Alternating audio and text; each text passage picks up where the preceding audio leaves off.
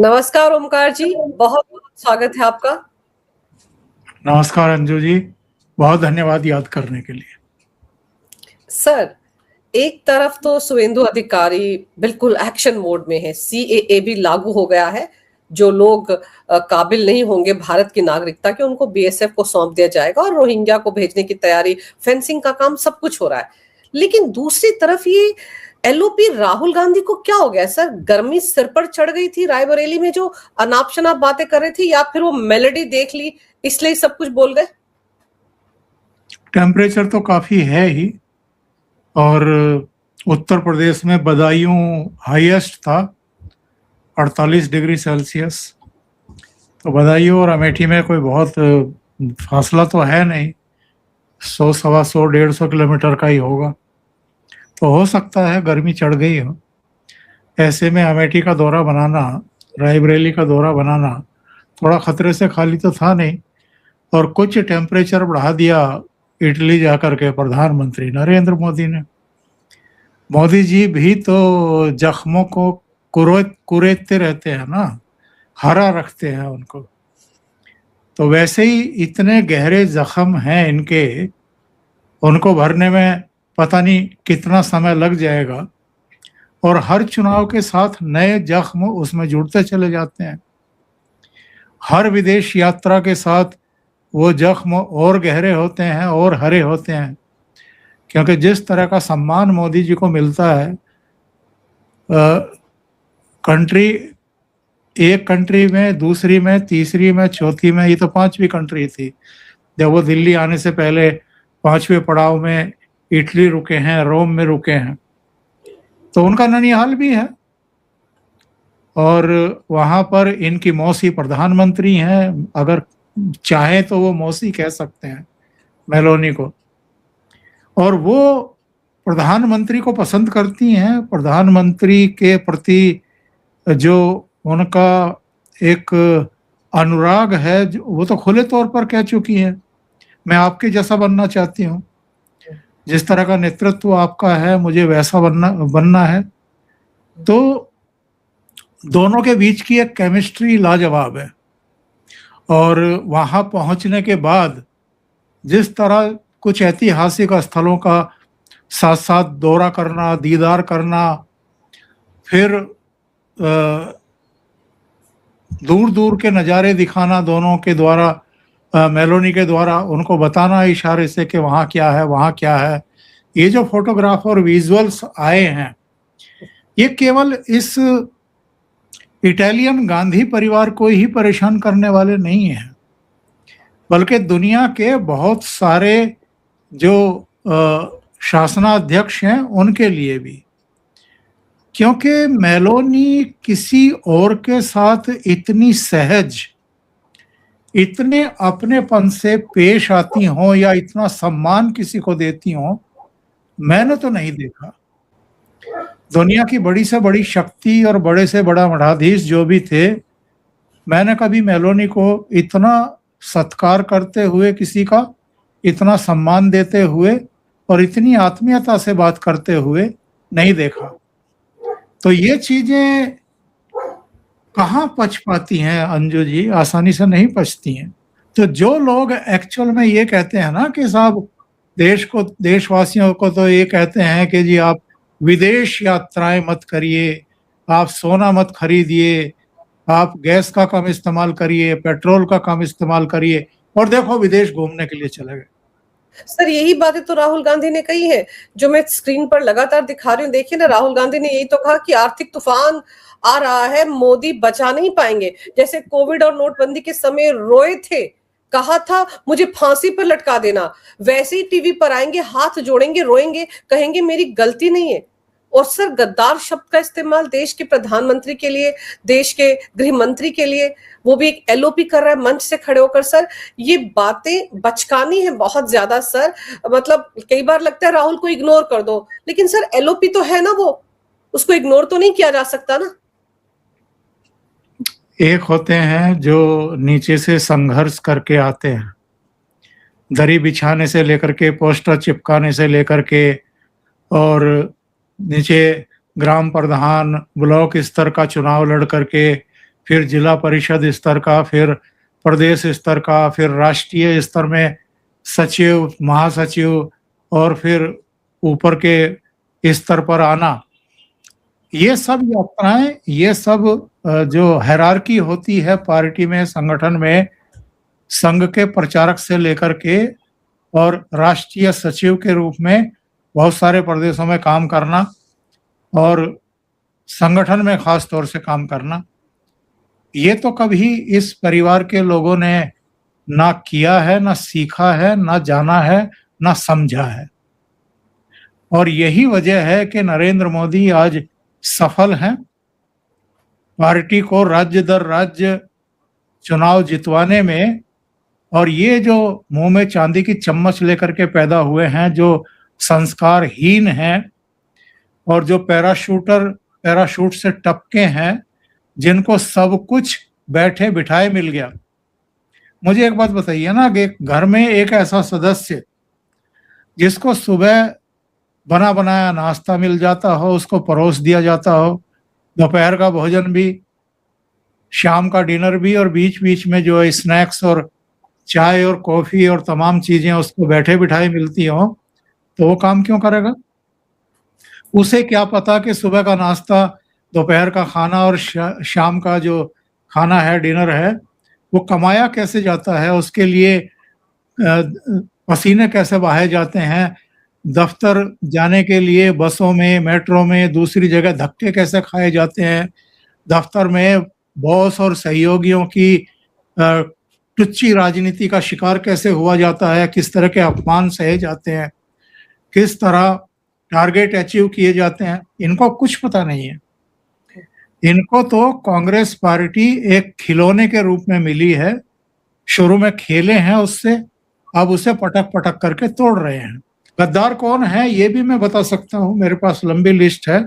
लेकिन जब आपके पास एलओपी जैसा दर्जा हो, पद हो, तो ये अपेक्षा की जाती है कि आप में गंभीरता आएगी, सिंसियरिटी आएगी। लेकिन अगर आप 55 साल के होने के बाद भी बेअक्ल बने हुए हैं और आपको बात करने की ही तहजीब नहीं है, देश के सर्वोच्च पदों पर बैठे हुए लोगों के साथ कैसे बिहेवियर करना चाहिए वो नहीं आ रहा आप पे, तो फिर आपके बारे में बात ही क्या की जाए।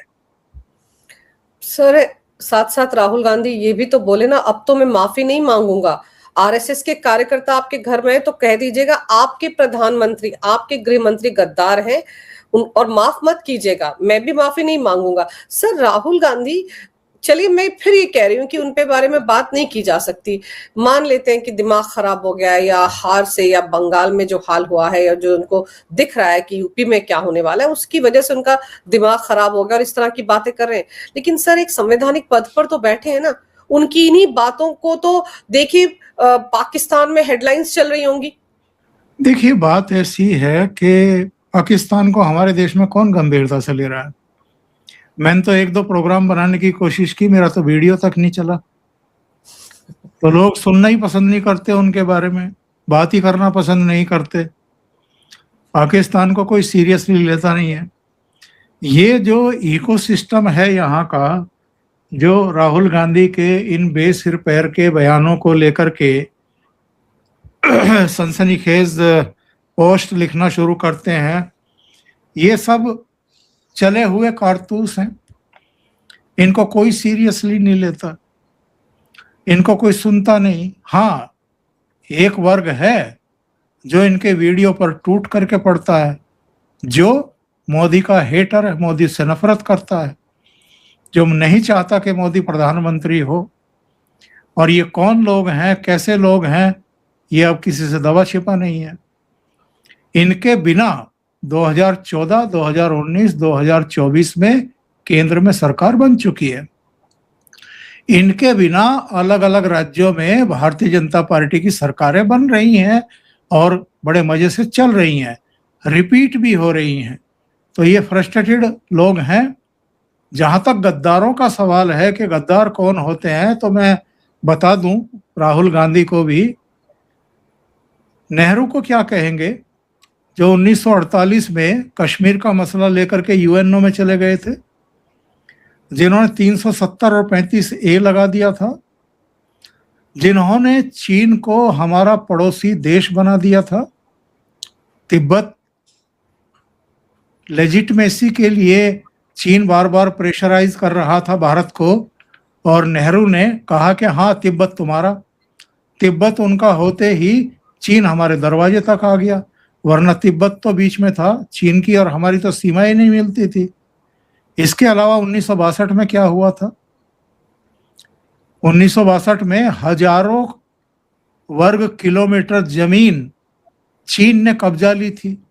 हमारी सेनाएं जो हैं वो लड़ने के लिए तैयार नहीं थी। नेहरू पंचशील की बात करते थे, कबूतर उड़ाते थे सफेद, और कहते थे कि नहीं हिंदी चीनी भाई भाई।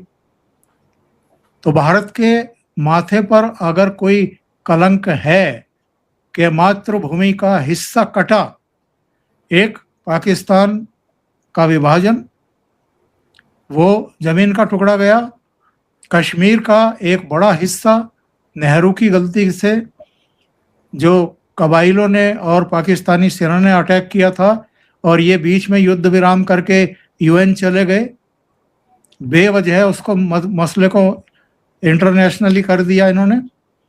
फिर यूएनएससी की सीट जो भारत को मिल रही थी वो चीन को किसने दी? तो गद्दार कौन है?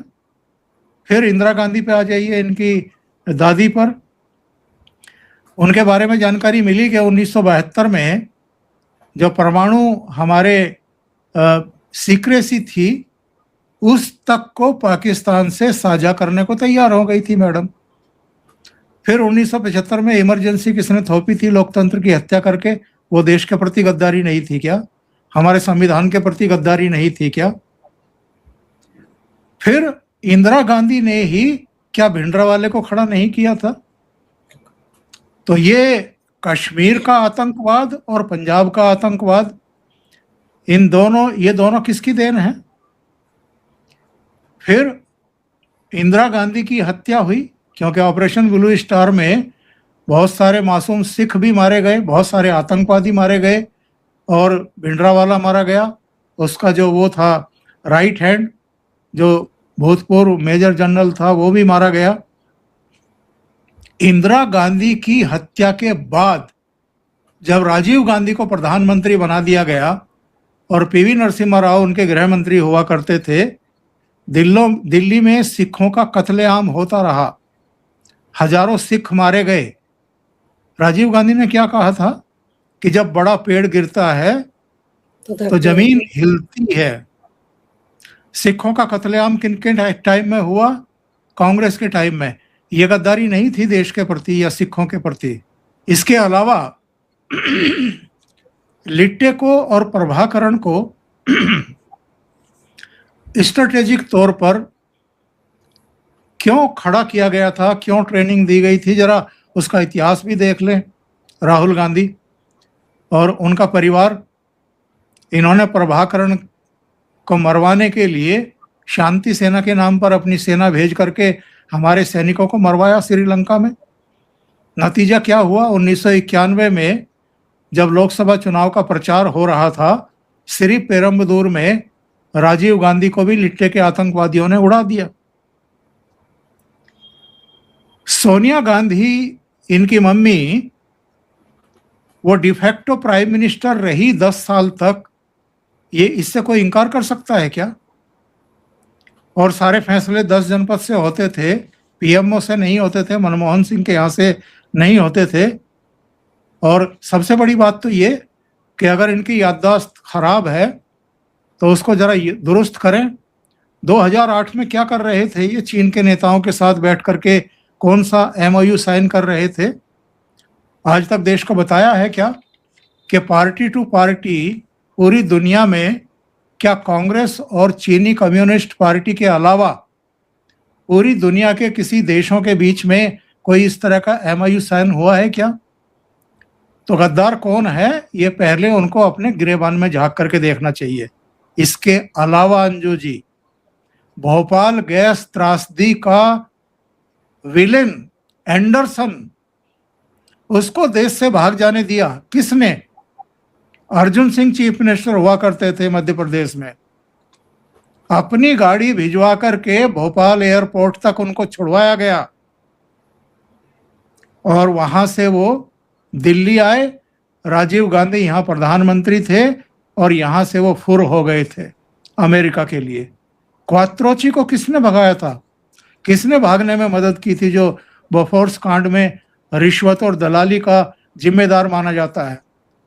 तो मुंह ना खुलवाए तो ज्यादा अच्छा है। ये परिवार, इनका अतीत इतना दागदार है, इतनी घटनाएं भरी पड़ी हैं, इन्होंने देश के साथ जो किया है वो इतिहास में दर्ज है, वो कहीं गया नहीं है। बिल्कुल सर, जब आप एक उंगली दूसरे की तरफ उठाएंगे तो 4 उंगलियां तो आपकी तरफ भी उठेंगी और फिर आप ही का इतिहास खंगाला जाएगा। राहुल गांधी अगर पीएम मोदी को, अमित शाह को गद्दार कह रहे हैं तो उनकी गद्दारी के किस्से भी सामने आएंगे।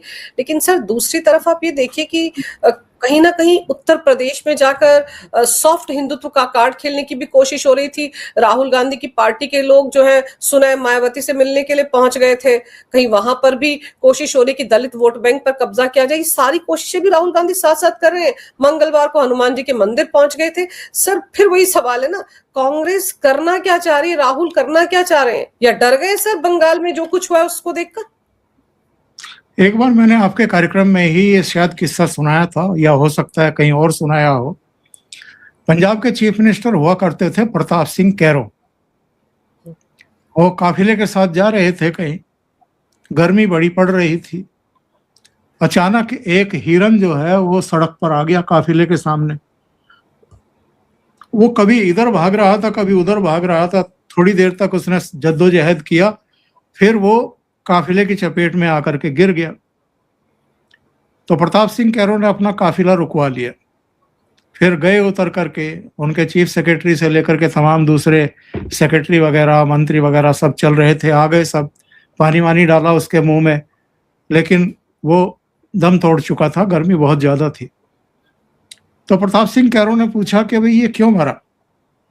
कोई कुछ बता रहा था, कोई कुछ बता रहा था। उन्होंने कहा कि नहीं, ऐसा है, अगर ये फैसला कर लेता कि इसको राइट साइड में ही दौड़ना है या लेफ्ट साइड में ही दौड़ना है, तो इसकी जान बच जाती, इसके प्राण बच जाते।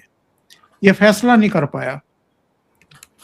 तो ये राहुल गांधी, ये अखिलेश यादव, ये शरद पवार, ये उद्धव ठाकरे, ये सब वो हिरन हैं जो इधर उधर भाग रहे हैं, कोई दिशा नहीं पकड़ पा रहे हैं, दिशाहीन हो गए हैं। इनको ये पता ही नहीं है कि ये राजनीति में क्यों है। इनको ये पता ही नहीं है कि इनको राजनीति क्या करनी है। इनको ये पता ही नहीं है कि मुद्दे कौन से हैं। इनको ये पता ही नहीं है कि जो नरेंद्र मोदी और अमित शाह जीत पर जीत दर्ज करते जा रहे हैं, उन जीतों का मूल मंत्र क्या है।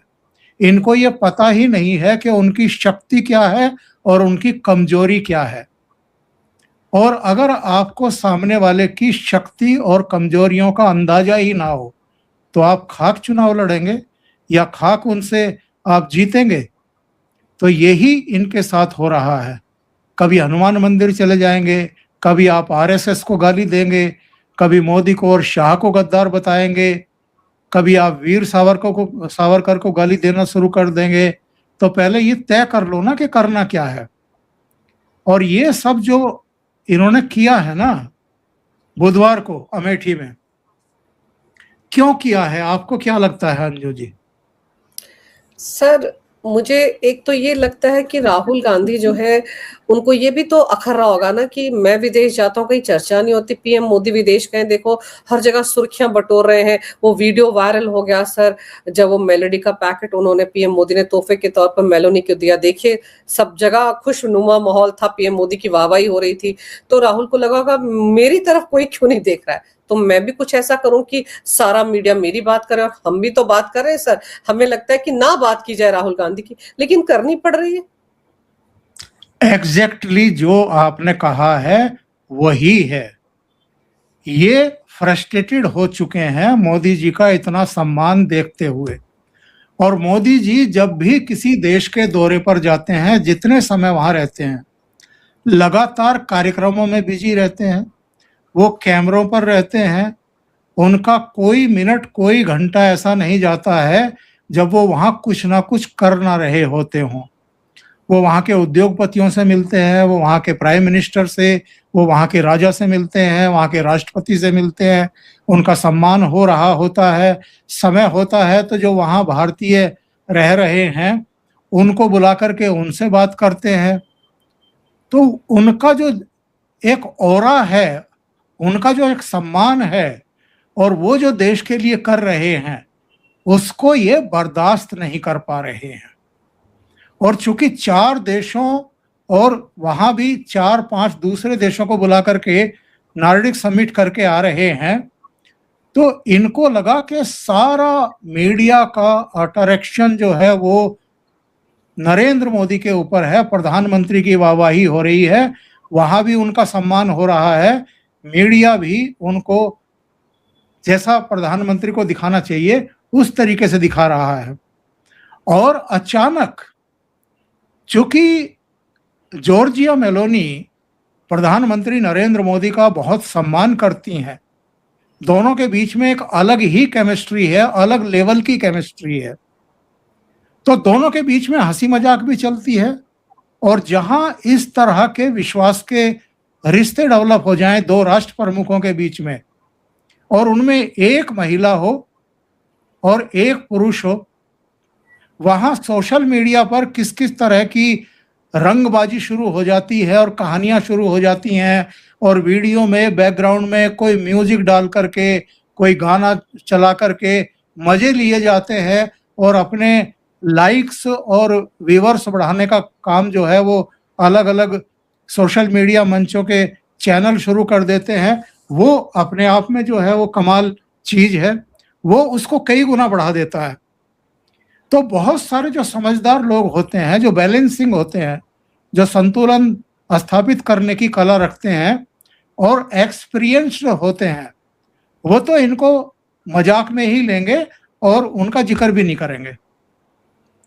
लेकिन जो ओछे हैं, बौने हैं और जो इन चीजों को बर्दाश्त नहीं कर पा रहे हैं कि एक चाय वाले का बेटा प्रधानमंत्री, वो भी 12 साल हो गए, उसकी लोकप्रियता कम नहीं हो रही है, वो राज्य दर राज्य जीतता जा रहा है, विदेशों में उनको इतना सम्मान मिल रहा है, उनकी ननिहाल में, उनकी माँ के देश इटली में वहाँ की प्रधानमंत्री उनको देखो किस तरीके से पलक पावड़े बिछा करके इंतजार कर रही हैं और उनको साथ ले जा करके सब कुछ समझा रही हैं। वो जो विजुअल और फोटोग्राफ आए उनको ये बर्दाश्त नहीं कर पाए।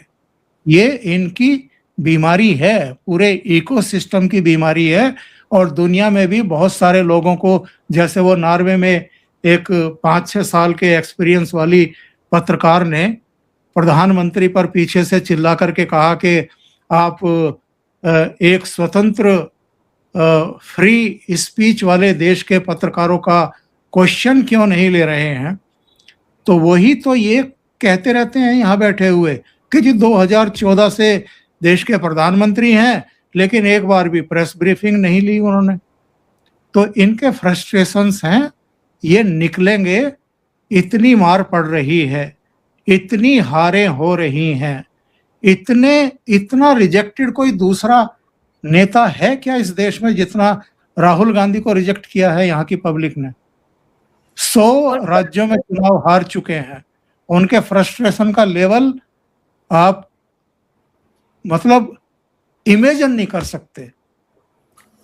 सर, और ताज्जुब की बात तो ये है ना कि राहुल गांधी ने जब जब पीएम मोदी पर व्यक्तिगत अटैक किया है उसका खामियाजा उनको हर बार भुगतना पड़ा है और वो अपने एक्सपीरियंस से सबक भी नहीं लेते हैं। ये जो कुछ उन्होंने पीएम मोदी को लेकर कहा है सर, इसका खामियाजा वो बहुत जल्द भुगतेंगे।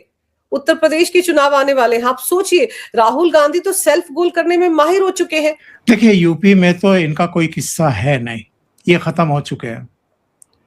पिछले विधानसभा चुनाव में भी 2-2.5% वोट शेयर था और शायद 1 या 2 सीट जीत पाए थे ये लोग। तो उत्तर प्रदेश में तो कोई किस्सा है नहीं। और यही 2 लड़के थे ना यूपी के 2017 में भी, कितनी सीटें आई थी इनकी, तो घट करके 7 सीटें रह गई थी, कांग्रेस की 28 से 7 रह गई थी। और अखिलेश यादव सीधे 47 सीटों पर आ गया था।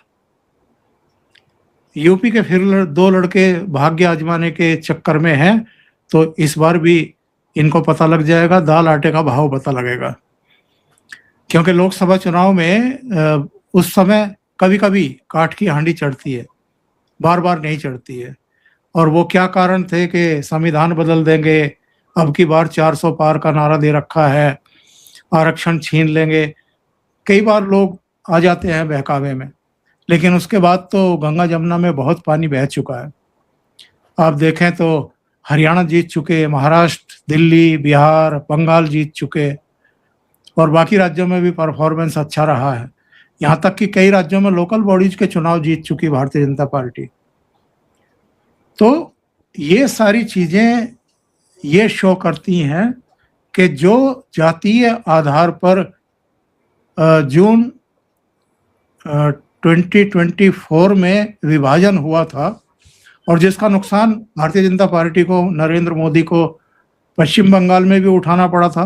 लोकसभा सीटें कम हो गई थी, हरियाणा में 5 हो गई, कम हो गई थी, राजस्थान में 8 कम हो गई थी, उत्तर प्रदेश में 33 सीटें कम हो गई थी, महाराष्ट्र में भी 31 सीटें ये लोग जीत गए थे, 30 इनके पास, और एक वो सांगली वाली बसंत दादा पाटिल का पोता निर्दलीय लड़ा था।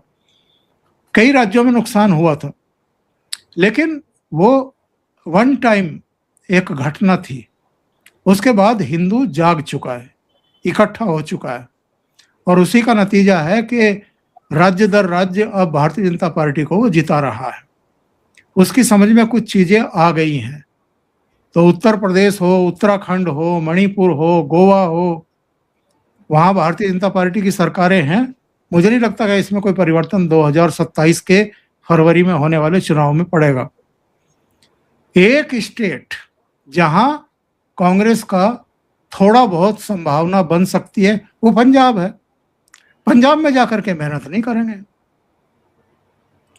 पंजाब में भी अगर इनका परफॉर्मेंस इतना अच्छा होता, कैप्टन अमरिंदर सिंह सरकार का भी, और उसके बाद जो उनको बदल करके, और जिस तरीके से उनको बदला था अपमानजनक तरीके से, फिर चरणजीत चन्नी को लेकर के आए थे। चलो चरणजीत चन्नी के पास 2-4 महीने ही थे, लेकिन कुछ तो करके दिखाया होता, तो कुछ किया नहीं, और बहुत बुरी तरीके से अपमानित होकर के कांग्रेस को वहां से रुखसत किया और आम आदमी पार्टी को लेकर के आए। इस बार आम आदमी पार्टी का परफॉर्मेंस इनसे भी खराब। वहां उनके कई तो मंत्री, कई विधायक अब तक जेल यात्रा कर चुके हैं। अभी वो लुधियाने वाला जो जिससे सांसदी छुड़वाई थी, और संजीव अरोड़ा, उसके बाद अभी दीपक सिंगला, 2 तो ये अभी 10 दिन के भीतर ही ईडी ने गिरफ्तार किए हैं, उनके छापे मार करके। तो इनके सारे कच्चे चिट्ठे खुल करके सामने आ रहे हैं। तो पंजाब में थोड़ी बहुत मेहनत करते, गोवा में कर लेते, गोवा में भी चुनाव हैं, उत्तराखंड में कर लेते, उत्तराखंड में तो कांग्रेस और बीजेपी का ही होता है। आप उत्तर प्रदेश में क्यों अपनी ताकत जाया करना चाहते हैं, जहां आपकी दूर दूर तक कोई संभावना ही नहीं है? आपके लिए बंजर भूमि बन चुका है उत्तर प्रदेश। तो वहां आप अपनी ताकत लगाएंगे, जो भी थोड़ी बहुत बची खुची है, और नीतियां ऐसी, बयान ऐसे, सत्यानाश करने पे तुले हुए हैं पार्टी की संभावनाओं का। तो ऐसे में गलत जगह ताकत लगा करके और जवान जोरी करके आप क्या हासिल करेंगे, समझ से बाहर की बात। लेकिन सर, बंगाल में ममता बनर्जी का हाल देखिए। अभिषेक बनर्जी जो है, अब तो उनकी प्रॉपर्टीज पर भी बुलडोजर चलने की तैयारी हो गई है। उनको भी नोटिस मिल चुका है वहां कोलकाता नगर पालिका का। और जो बड़े बड़े फैसले शुभेंदु अधिकारी ले रहे हैं सर, सीए अब लागू हुआ है एक तरह से पश्चिम बंगाल में। ये सब चीजें भी तो ये जो एंटी राइट विंगर हैं, इन सबको डरा रही होंगी ना। देखिए, शुभेंदु अधिकारी बहुत मेहनत कर रहे हैं। उनके ऊपर अपेक्षाओं का एक बहुत भारी दबाव है, पहाड़ है। 207 का प्रचंड जनादेश अपने आप में उनके ऊपर एक प्रेशर बनाता है। 294 का सदन है, फाल्टा में स्थगित हो गया था गड़बड़ियों की वजह से, तो 293 में से 207 सीटें जीतना, ये जो बंगाल की जनता की अपेक्षाएं हैं भाजपा से और शुवेंदु अधिकारी से, उनका प्रेशर एक अलग लेवल का ही है। और उस प्रेशर में वो जितने वायदे किए थे, वो चाहे प्रधानमंत्री ने किए हों, गृह मंत्री अमित शाह ने किए हों, या खुद शुवेंदु अधिकारी, योगी आदित्यनाथ, हिमंता बिस्वा शर्मा ने कहा हो, वो सारे उनको पूरे करने हैं। जो 2017 में उत्तर प्रदेश की कमान संभालने के बाद योगी आदित्यनाथ ने किया है इन करीब करीब 9 सालों में, अंजू जी, वैसा ही कुछ उनको बंगाल में करके दिखाना है। लगभग वैसा ही बुरा हाल बंगाल का है, उससे भी बुरा हाल बंगाल का है जैसा उत्तर प्रदेश का 2017 से। माफिया यहाँ भी थे, माफिया वहाँ भी अलग तरह के हैं, गुंडे बदमाश वहाँ भी कम नहीं है, नेक्सस वहाँ भी वैसा ही था जैसा बंगाल में है, उत्तर प्रदेश में वो सारा ठीक किया है। और ममता बनर्जी ने जिस तरह से कुशासन किया है, शासन तो मैं नहीं कहूँगा, जिस तरह हिंदुओं को दबा करके रखा, अपमानित करके रखा, उनके तीज त्योहार, पूजा, उनके पर्व, वो सब, उसके लिए भी उनको हाई कोर्ट जाना पड़ता था परमिशन के लिए। तो वो सब चीजें अब पीछे छोड़ करके फिर से सनातन को वहां स्थापित करना, हिंदुओं का सम्मान बहाल करना, और जो अराजक तत्व हैं उनको उनके सही जगह पहुंचाना, घुसपैठियों की पहचान करना, उनको गिरफ्तार करना, उनको डिपोर्ट करना सर्वोच्च प्राथमिकता में है। सरहदों को सुरक्षित करने के लिए उन्होंने फैसला कर लिया है। जो 125 एकड़ जमीन थी जो केंद्र सरकार को काफी समय से चाहिए थी, उसका हस्तांतरण अगले 15-20 दिनों में हो जाएगा। वहाँ बाड़बंदी का काम शुरू हो जाएगा, तो वो घुसपैठ की संभावनाएं भी खत्म हो जाएंगी।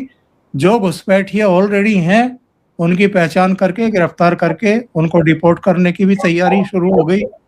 CAA लागू हो रहा है, जो भी भारत की नागरिकता के लिए हिंदू आएंगे, जो 4-5 कम्युनिटी हैं उसके लोग आएंगे, उनको नागरिकता देने का भी उपक्रम शुरू हो जाएगा।